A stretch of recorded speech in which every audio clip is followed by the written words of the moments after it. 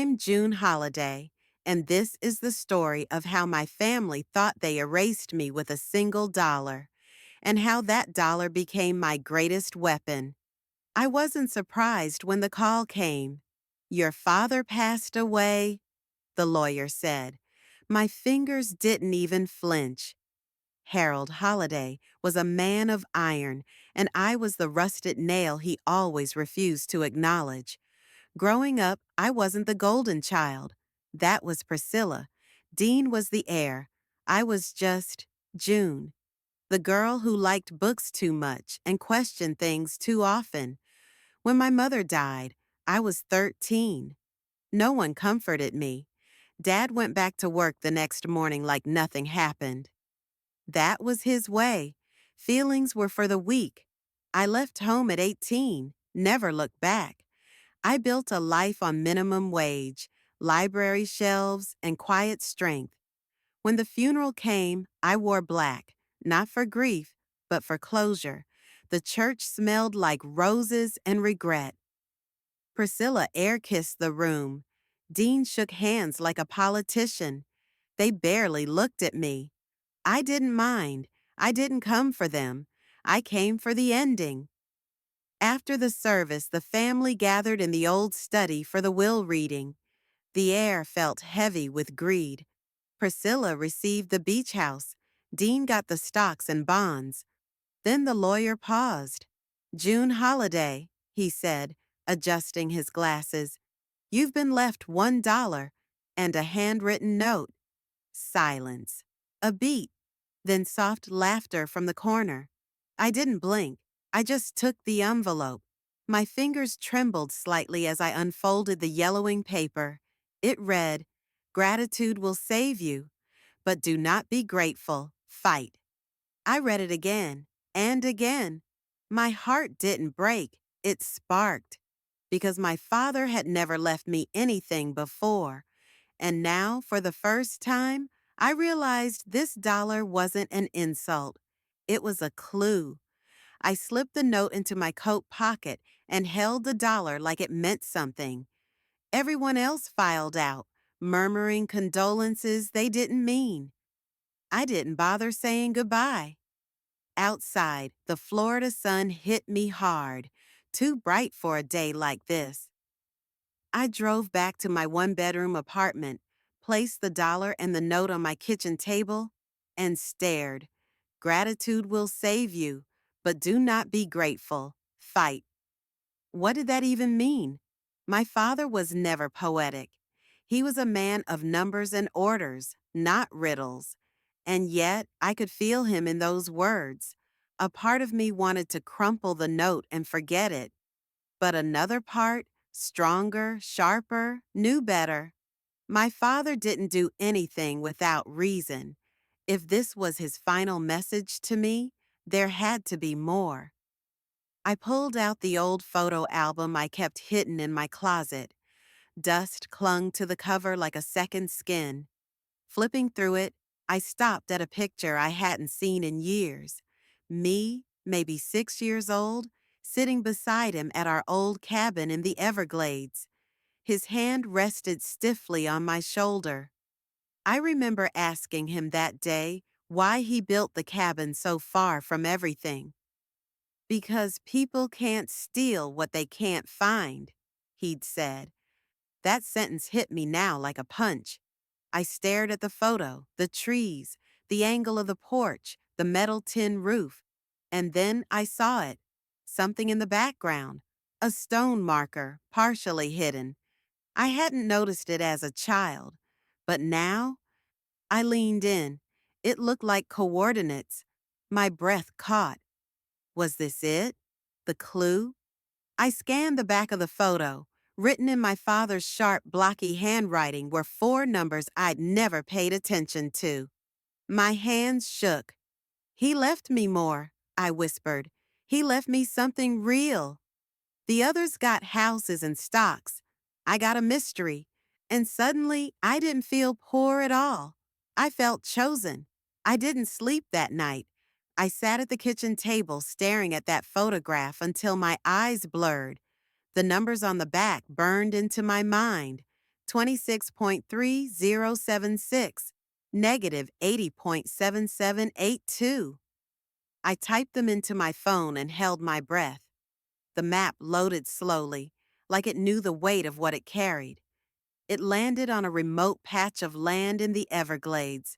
No roads, no towns, just green and water and silence.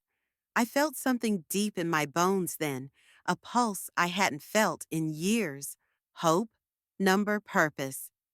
The next morning, I packed a small bag, water, flashlight, gloves, the note, the photo, and a faded flannel that still smelled like pine and old paper. I told no one. There was no one to tell. Renting a Jeep wasn't easy on my budget, but I made it work. I drove for hours until the paved roads disappeared and the dirt beneath me bucked like a wild thing. The cabin, long abandoned, stood crooked but proud.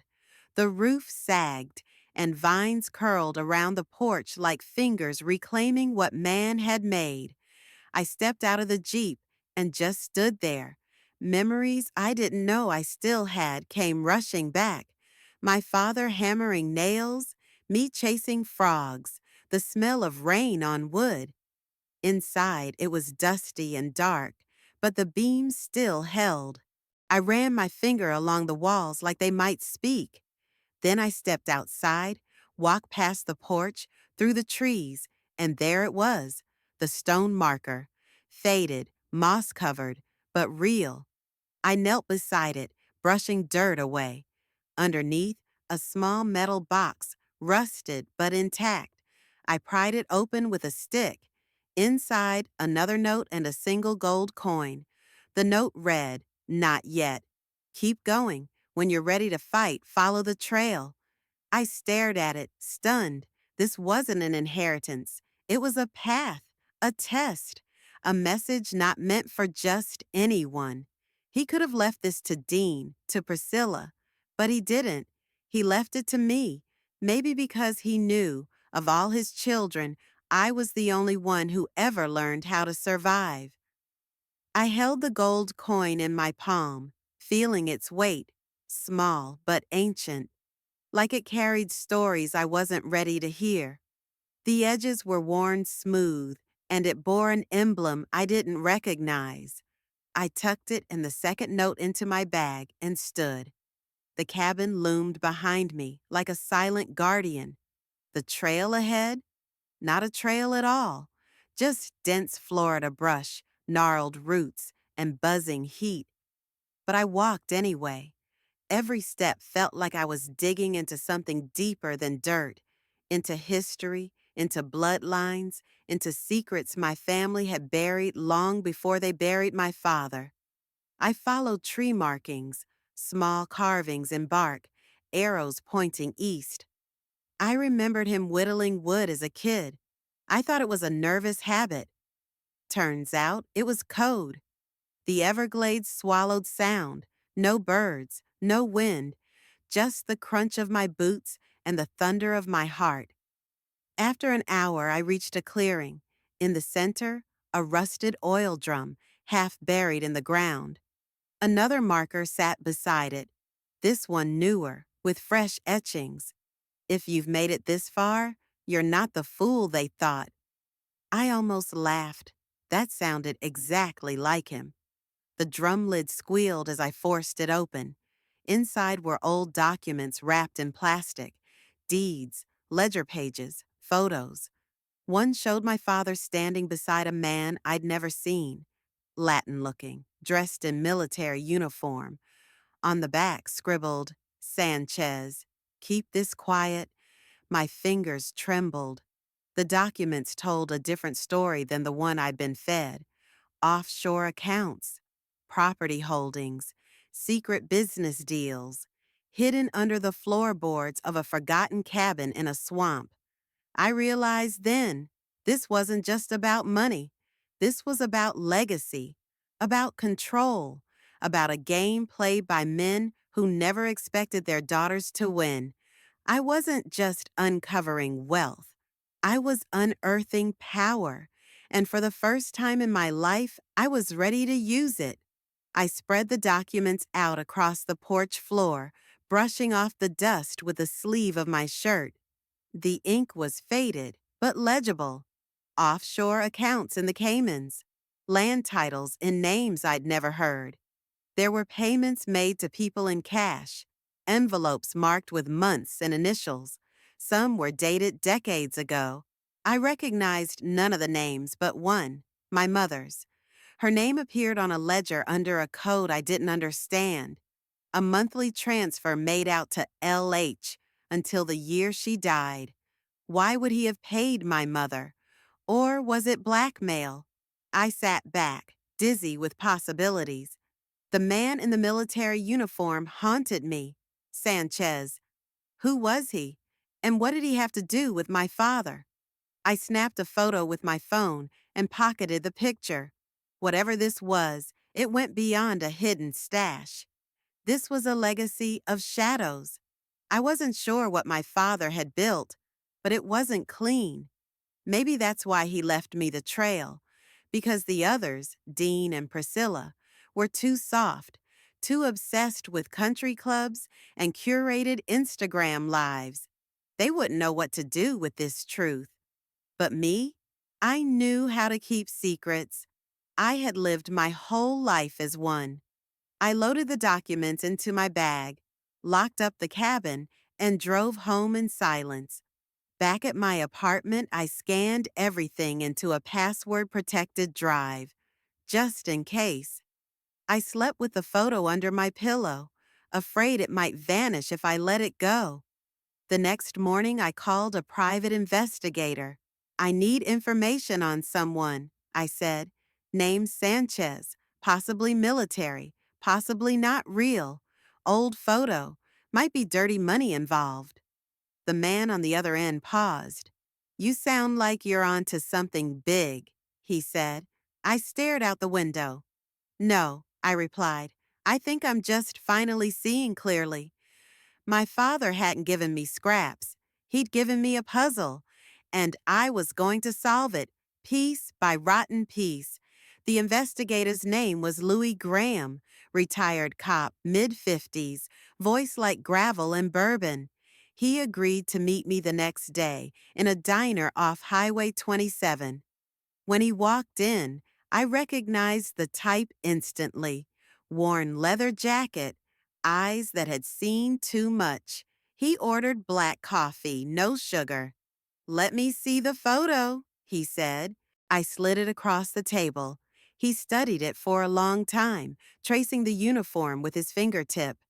That's no U.S. military badge, he murmured. Latin American, probably early 80s. Dirty wars. CIA had their fingers in all sorts of pies back then. He flipped the photo over. And if your dad was connected to this Sanchez, it means he wasn't just a businessman. He was in deep. I leaned forward. Can you find him? Sanchez? Louis didn't blink. Give me a week. That week felt like an eternity.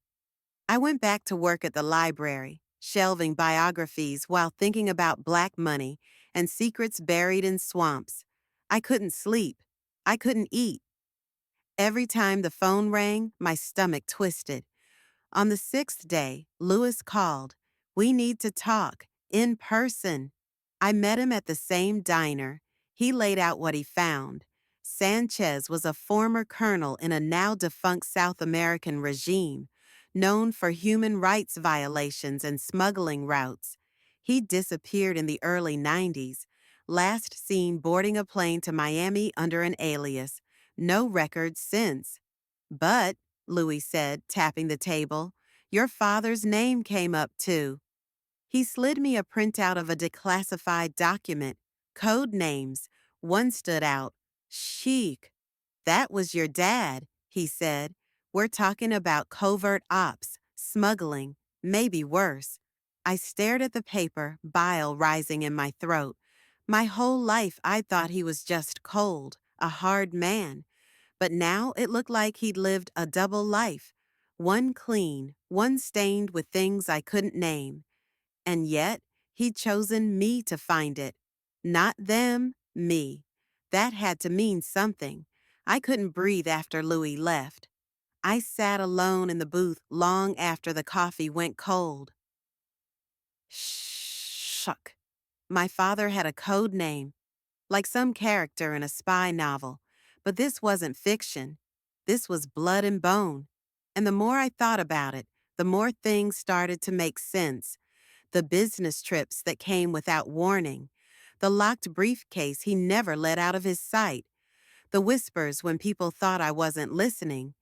As a child, I'd assumed he was just a difficult man. Now I realized he'd been a dangerous one. I drove home, gripping the wheel like it might run away from me.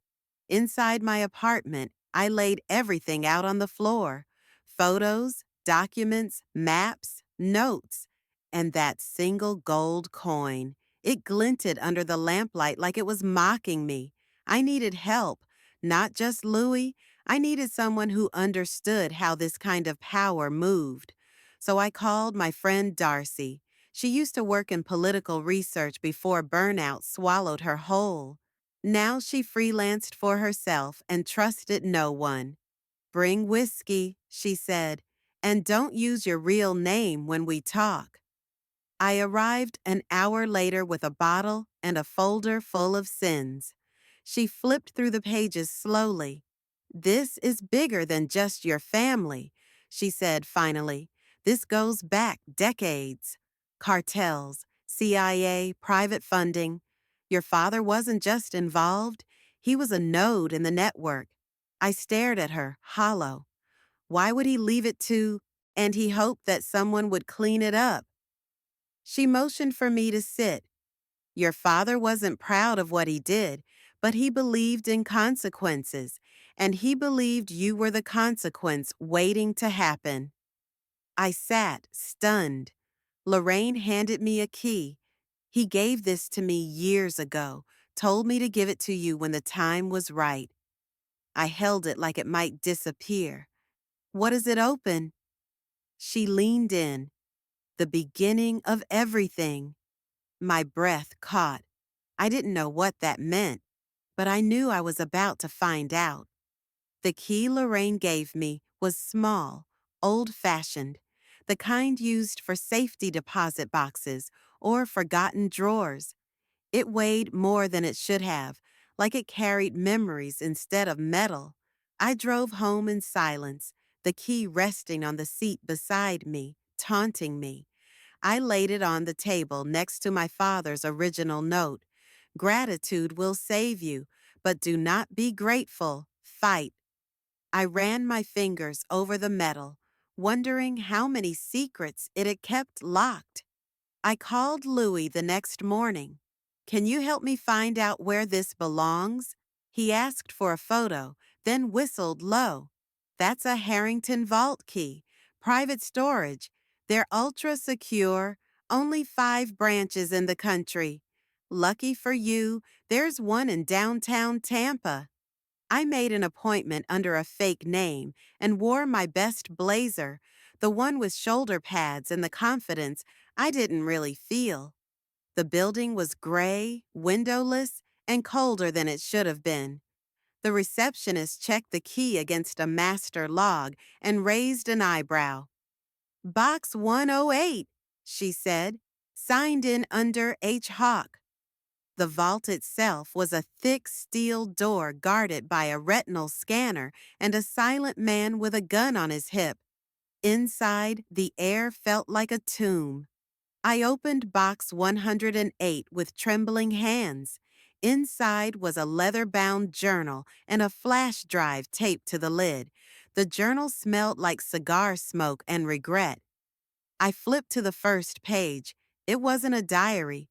It was a confession.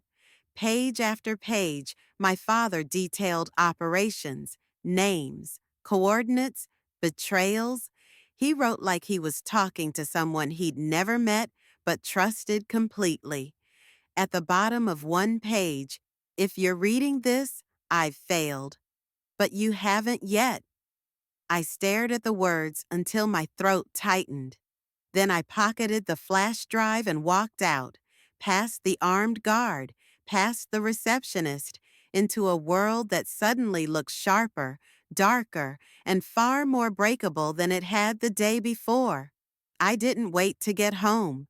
I drove to a public library across town, one I'd never been to, where no one knew my name. I signed onto a rental computer, plugged in the flash drive, and prayed it didn't explode. What loaded wasn't what I expected. No spreadsheets, no banking codes, just one folder labeled JUNE. I clicked it, my fingers cold. Inside were videos, dozens, surveillance clips, grainy footage of people, some familiar, some not. One showed Dean, my brother, exchanging a briefcase with a man in a Miami parking garage. Another showed Priscilla entering a law office with a man I recognized as her ex-husband's biggest rival. I kept clicking. There were transcripts, phone calls, notes in my father's sharp handwriting. They will sell everything if I die. Protect June's share. Then a voice file. I hesitated before pressing play. My father's voice filled the room. If you're listening to this, I'm gone, and if they're still breathing, they took everything. His voice cracked, something I'd never heard before. They plotted. For years, I let them, watched them hang themselves with their own greed, but I couldn't risk losing what mattered. You. My eyes burned. He continued, this isn't guilt, this is strategy. You were always the quiet one, the one they ignored. They never thought you'd fight back. That's why you'll win. Static. Then silence. I sat frozen. I hadn't just stumbled onto a legacy. I'd been placed into a war. One my siblings had already started, and one my father had chosen me to finish. I copied every file to my encrypted drive, wiped the library computer clean, and left through the back exit. Outside, the wind had picked up. I looked down at my hands. They were still shaking, but not from fear anymore, from fire, from clarity, from the realization that everything I'd been denied was now mine to take, not as a gift, but as a claim. And I was ready to make it loud. I drove home with a flash drive in my coat pocket like it was ticking. The weight of it wasn't physical. It was the pressure of truth, of leverage, of war declared without warning. My siblings thought I was weak, harmless. They didn't know I had their secrets now, wrapped in digital chains, ready to snap. I spent that night compiling everything. I created folders, one for Dean, one for Priscilla, one for the trust lawyers they'd bribed, and one marked insurance. I encrypted them all and set up scheduled drops. If anything happened to me, the files would be sent to 3 major newspapers, the IRS, and a certain Florida senator who'd love to make headlines. I wasn't bluffing. My father didn't raise a fool. He ignored one, and that was his mistake, because I paid attention to details, to silences, to cracks in stories. And now I had a megaphone. The next morning, I scheduled a family meeting, a neutral location. Dean tried to decline. Priscilla insisted on bringing her lawyer. I didn't care. Let them bring their shields. I had firepower. We met in a quiet conference room at a midtown firm. They walked in like royalty, smug and rehearsed. I sat alone at the end of the table with a single envelope. This isn't necessary, Dean said, eyes rolling. Whatever Dad left you? Sit, I interrupted. My voice didn't shake. Priscilla scoffed but obeyed. I slid the envelope across the table. Inside, a printed transcript. Dean's conversation about liquidating the family trust early. Priscilla's emails forging documents. Their faces paled. You don't want to play this game with us, Dean hissed. I leaned forward, calm. This isn't a game. This is math. Actions have weight. Yours are heavy. I stood. Here's the deal. I want what's mine. Nothing more. Nothing less. You can play fair, or I press send. Their silence wasn't defeat, it was fear. Delicious, overdue fear. They didn't speak for a full 30 seconds after I stood. That might not sound like long, but silence in a room full of liars is its own kind of confession. Dean was the first to recover. He pushed the transcript back toward me like it was poison. You think blackmail's gonna get you what you want? I met his stare. I think truth already has. Priscilla shifted in her seat, adjusting her pearls like she could choke me with them. This isn't legal, she said, voice tight. None of it is admissible. I smiled. I'm not a lawyer, I'm a problem, and I've been your problem for far too long without realizing it. I pulled out my phone, thumb hovering over the send button I'd programmed. Their eyes followed it like it was a loaded gun. This doesn't have to get messy, I said. Give me what I'm owed. A third, that's it. Not a penny more. Dean scoffed. You think you're entitled? I am, I snapped, because Dad knew what you were, and he knew what I wasn't. I let the silence settle again. This time, it trembled. You have 24 hours, I said. After that, I don't hold anything back. Not the phone calls, not the wire transfers, not the emails about Mom. That last line hit them hard because they knew what I found in the journal, knew the payments, the guilt, the betrayal buried alongside her name. I walked out before they could form another lie. Outside, the air felt lighter, not clean. Florida humidity never forgave, but freer. I got into my car, heart pounding. This wasn't over, not even close, but the tides had shifted. For once, I wasn't the one being cornered. That night, I received a text. Unknown number, just 4 words. We'll make it right. No signature, but I knew who sent it. And more importantly, I knew what it meant. I was in control now, and I wasn't letting go. The text was short, but the implications roared. We'll make it right. It wasn't an apology. It was a surrender dressed in formality. Dean and Priscilla didn't say my name. They didn't have to. I was the only ghost left in the family strong enough to haunt them. The next day, I received an official notice from the family's legal team. A proposed settlement, 1/3 of the estate, plus full ownership of the Everglades property. Clean, quiet, conditional. I'd have to sign a non-disclosure agreement and forfeit any claims to further investigation. It was hush money, wrapped in ribbon.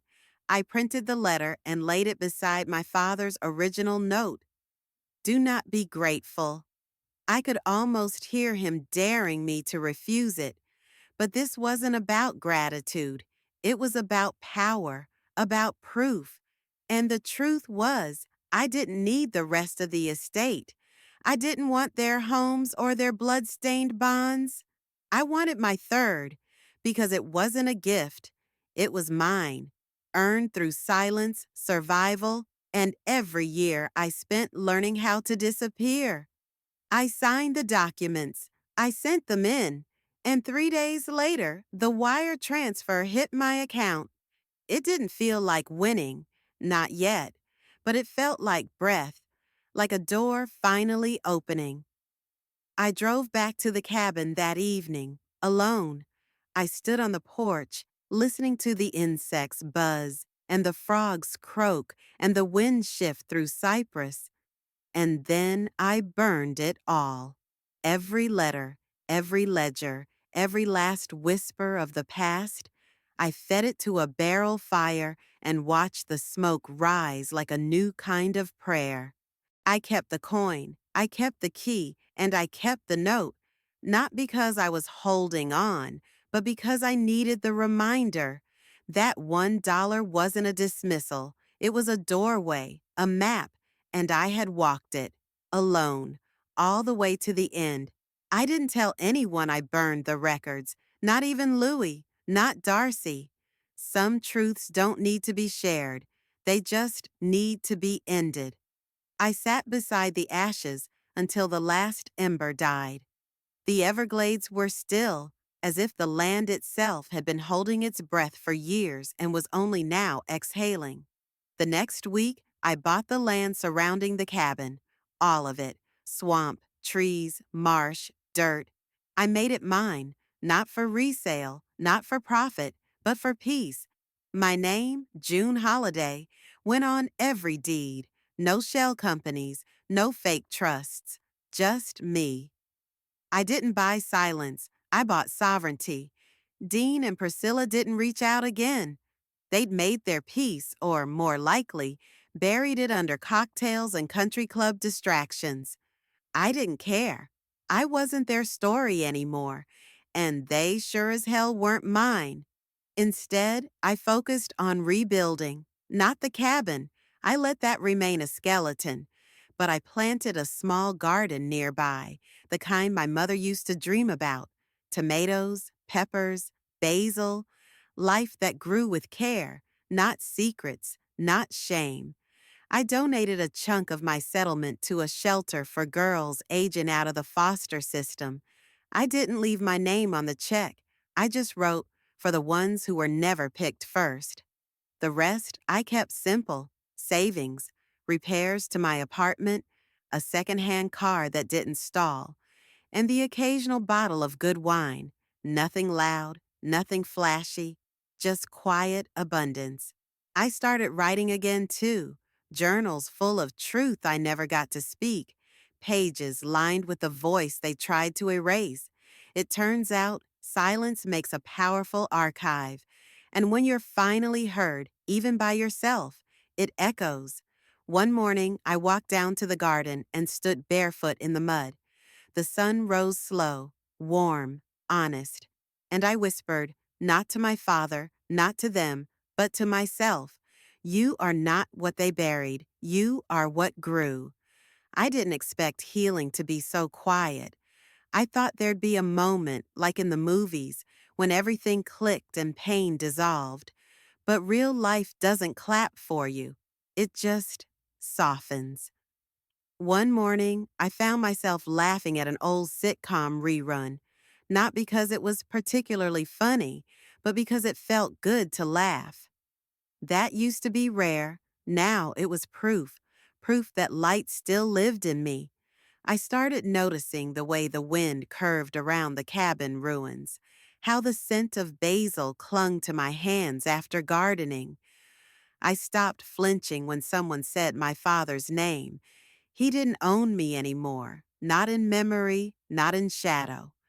I began rebuilding my sense of family too, but not with blood. I invited Darcy over for dinner every Thursday. We drank cheap wine and played cards on the porch. Louis stopped by on Sundays with fresh oranges and conspiracy theories. I think he just wanted to make sure I was still alive. I was, more than ever. I even adopted a dog, scruffy, one-eyed, and louder than sin. I named him Buck. He didn't ask for love, but gave it anyway. That was enough for me. One day, while sorting through a box of my mother's things I'd rescued from storage, I found a letter, unopened, addressed to me, written in her handwriting. My hands trembled. I sat on the floor and read every word. She knew. She knew what kind of man my father was. She knew how they would raise me, then forget me. But she believed I'd make it through. "They may leave you crumbs," she wrote, "but you will plant them like seeds." I cried then, the ugly, heaving kind of cry that cracks something open. Not out of grief, but recognition. My whole life I thought I was invisible. Turns out I was just waiting to be seen by the right set of eyes, even if they came years too late. And maybe, just maybe, those eyes were finally my own. I had the dollar framed, the one they left me in the will, the insult wrapped in linen paper. I didn't hang it for spite. I hung it as a reminder. It sat on my wall above the writing desk, inside a plain black frame. No plaque, no context, just one weathered green bill and the memory of how small they thought I was. People who visited didn't ask. Maybe they thought it was sentimental. Maybe they didn't see it at all. But every time I walked past it, I smiled.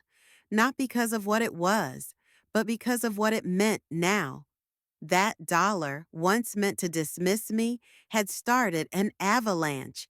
It cracked the ceiling I'd been told was a sky. It shoved me into a truth so sharp I couldn't go back to sleepwalking through life. That single dollar became a match. It burned lies, lit paths, exposed rot. And when the flames cleared, I wasn't ash.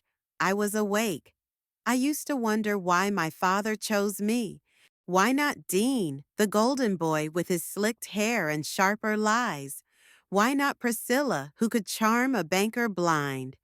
But the more I lived in this new life, the more I understood.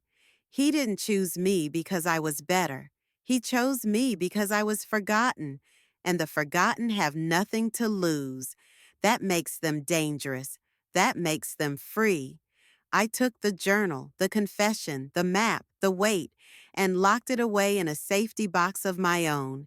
Not because I was afraid, but because some stories don't need to be retold, only remembered. The cabin stayed quiet. The garden grew. Buck chased dragonflies through the tall grass like it was his life's mission. And I wrote, every day, stories about women who weren't saved, but who saved themselves, about silence turned sharp, about $1 revolutions. And I knew this much now. When the world gives you nothing, sometimes that's the start of everything. And I had only just begun. One afternoon, I got a letter in the mail. No return address. Just my name, written in looping cursive I didn't recognize. Inside was a card. "Congratulations on your freedom," it read. Below it, a single line. "You changed the ending." There was no signature, but I had a guess. Maybe Lorraine. Maybe someone else who lived through the fire and come out breathing.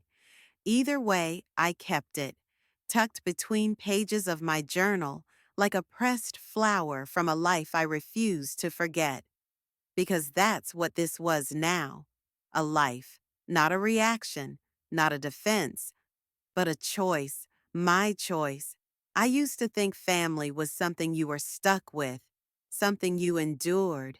But I was wrong. Family could be rebuilt, reimagined, redefined. I built mine slowly, carefully. Darcy, with her sarcasm and soft heart. Louis, with his protective instincts and endless questions. Buck, who never judged me for being quiet. And me, the girl who'd once been left $1 and told to be grateful. I didn't just rewrite the story, I replaced the cast. And I left the ending open on purpose. Because now, for the first time, the story belonged to me. One Sunday, I hosted dinner in the garden.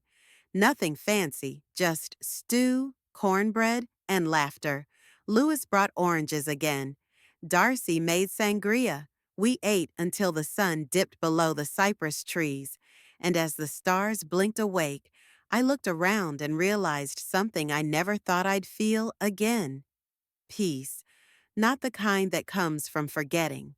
The kind that rises when you survive remembering. When you carry the weight and keep walking. When you know what they tried to take and you still have it anyway. That night, I stood barefoot in the soil, eyes closed, heart full. I wasn't the girl they erased. I wasn't the daughter they ignored. I was June Holiday, and I was writing my family from scratch, with truth, with fire, and with nothing owed to anyone. I thought I was done with them, Dean and Priscilla. I truly believed the silence we'd built between us would hold like a wall. But people like them don't like being forgotten. They want to be feared, remembered, envied. So when the envelope arrived on a Tuesday, heavy with self importance, I wasn't surprised.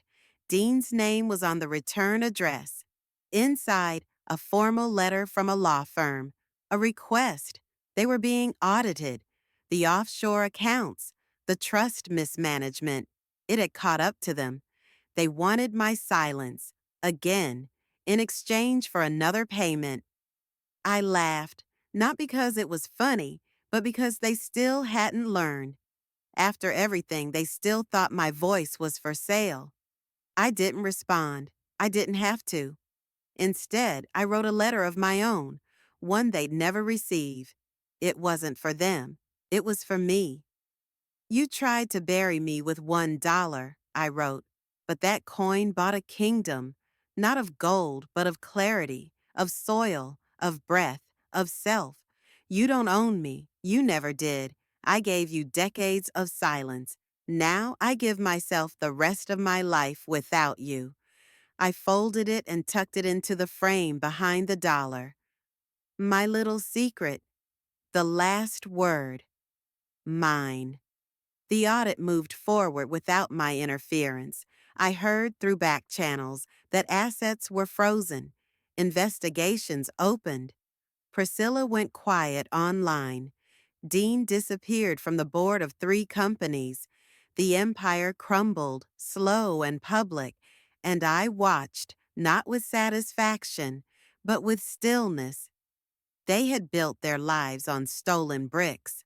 I had built mine with scars. Scars don't rot. They remember. And while they drowned in the mess they made, I watered my basil, rubbed Buck's ears, and wrote stories that ended in something better than revenge. Release. Because they never understood what I'd learned too late. Silence isn't weakness. Sometimes silence is strategy, and survival is the loudest thing a woman can do. I never celebrated their downfall. I didn't throw a party. I didn't pop champagne or post cryptic quotes online. I just let it happen, quietly, naturally, like rot taking a house no one cared to maintain. Justice, when it arrives slow, doesn't need applause. It settles in the bones.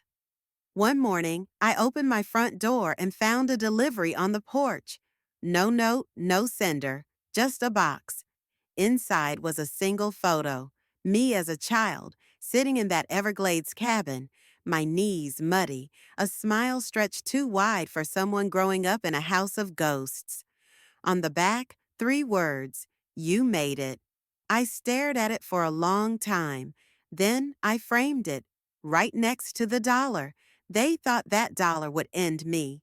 Instead, it fed me, fed my fire, fed my sense of worth, fed the soil beneath my feet. That spring, my garden bloomed like it had been waiting for years to be seen. Tomatoes fat and red, basil wild and fragrant. Flowers I didn't even remember planting reached for the sky, like they'd never been told they weren't enough. Louis brought over a bench and helped me place it under the old cypress. Darcy painted it blue. Buck claimed it like a throne. We called it the Quiet Place. It was more than a name. It was a promise that no matter what storms came before, we carved out a peace no one could touch. Sometimes I sit there with a notebook, writing names I used to avoid, not to curse them, but to release them. Each name a stone off my chest, each line a door closing. My siblings will never understand what they gave me by trying to take everything. That's okay. Understanding was never their strength. But survival, that was mine. And now, life, that's mine too. Fully, finally, and fiercely. No inheritance can match that. Years later, a young journalist reached out, said she was doing a piece on inheritance, family legacies, and the stories that never make the papers. Your name kept coming up, she said. I almost declined. I'd built a quiet life, far from their chaos, far from the noise of revenge. But something in her voice, curious, steady, reminded me of myself long ago. So I invited her over. She brought a notebook and questions. I brought tea and time. We sat in my garden under the cypress tree. Buck napped at our feet. She asked about the will, the dollar, the fallout. I told her parts, not all. Some things belong to the soil now. Some ghosts don't deserve resurrection. But I told her enough. Enough for her to see. That power doesn't always roar. Sometimes it whispers. Sometimes it grows in quiet corners until it blooms. Before she left, she asked one last thing. What would you say to someone who's been left behind? I thought for a long moment. Then I answered, they didn't leave you behind. They left you out. There's a difference. One is loss. The other is freedom. She nodded, eyes shining, and left. I watched her disappear down the gravel path, pen still in hand. Maybe she'd write my story one day. Maybe not. It didn't matter because I had already written it myself. In the dirt, in the silence, in the fire. The dollar still hangs on my wall. Not because I need the reminder, but because I like it there. Like a trophy. Like a scar I wear proudly. Not all inheritance is measured in gold. Some is measured in grit, in growth, in gardens, in gall. I wasn't the forgotten daughter. I was the forged one, forged in absence, hardened by dismissal, sharpened by truth. My name is June Holiday, and they gave me $1, but I gave myself everything else.